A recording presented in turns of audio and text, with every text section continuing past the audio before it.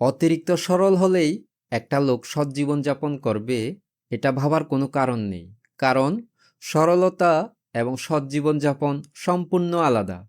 আমি এমন অনেক মানুষ দেখেছি যারা খুবই সহজ সরল, কিন্তু অবাক করা বিষয় তারা যে কাজটা করে সেটা কিন্তু সৎ কাজ হিসেবে গণ্য করা যায় না। অতিরিক্ত সরল ব্যক্তির সবচেয়ে বড় দুর্বলতা হচ্ছে সে অন্যজনকে সেই ক্ষমতা দেয় তাকে আঘাত করার।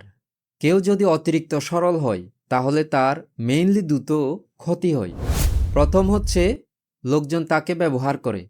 সে সহজ সরল ভালো বলে তাকে ব্যবহার করে এমনটা কিন্তু নয়, বরং তাকে সহজ শিকার ভেবে ব্যবহার করে। এই কারণে তাদের কাজ, দায়িত্ব, এমনকি দোষগুলোও সেই মানুষটার উপর চাপিয়ে দেয়।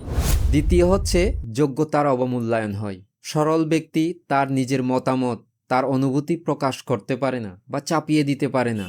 ফলে অন্যদের কাছে তার শ্রম, মেধা এসবের কোনো মূল্যায়ন হয় না। এরা এগুলো অবহেলা করে।